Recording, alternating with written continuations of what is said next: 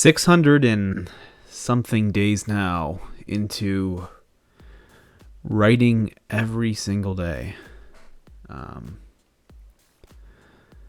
That's not, I mean, when I first started out, I thought that would be a large number. I thought doing this every day for, hundreds of days without missing a day was going to be huge. But over the past year, I've started to look more into like the habits of the authors that became really successful. And 2 years of doing it every single day is not actually that much. It's a bit of a shock, I know, because I've been at this now for almost a decade, but consistently for 2 years writing, it's not that much. I was listening to an interview with David Sedaris, who talked about how he had written every day for a decade before he became popular, right? Before he got his first work ever published.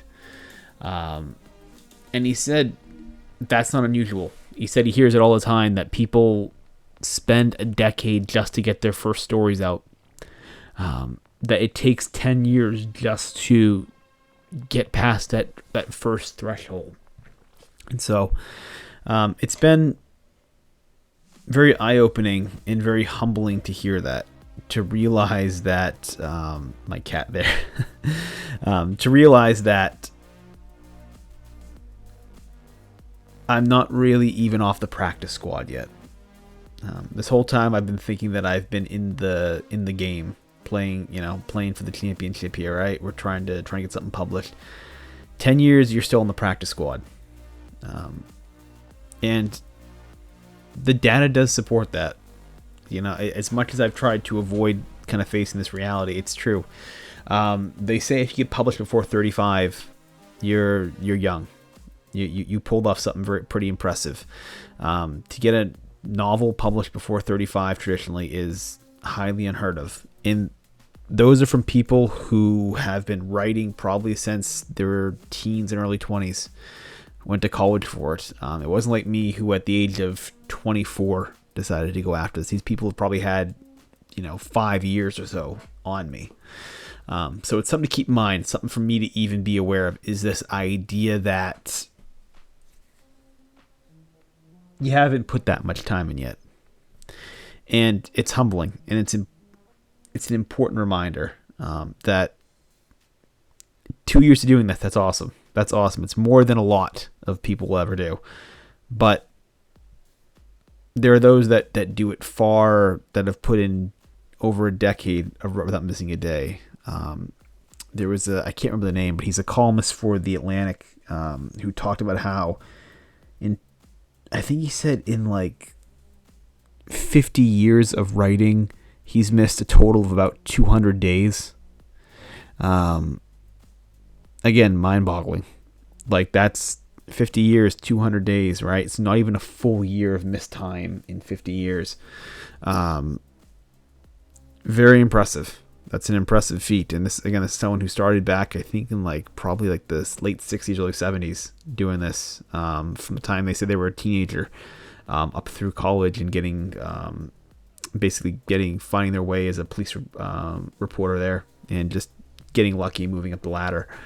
But not missing any, almost missing no time at all in 50 years. That's something for me to admire. That's something that kind of motivates me a bit to keep going with this. That's an impressive, very impressive number. And so as I go through this, as I move forward here, it's just another reminder that I'm not as far along as I think, in that not just me, but collectively, if us writers, we've got to start thinking about longer term, start thinking about what the costs are to get to this echelon, to get to that upper echelon. Very few can do it, and the extrinsic rewards do not warrant that. You'll never get an award that's worth 50 years of writing every single day. None. There's no Pulitzer Prize. There's no Peabody. There's no Edward R. Murrow award. Like there's no major award you could possibly get as a writer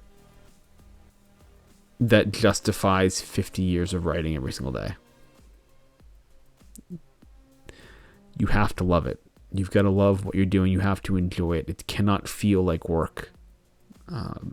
That's the only way to survive in this. And if it does, if it feels like work, or if it feels like a challenge,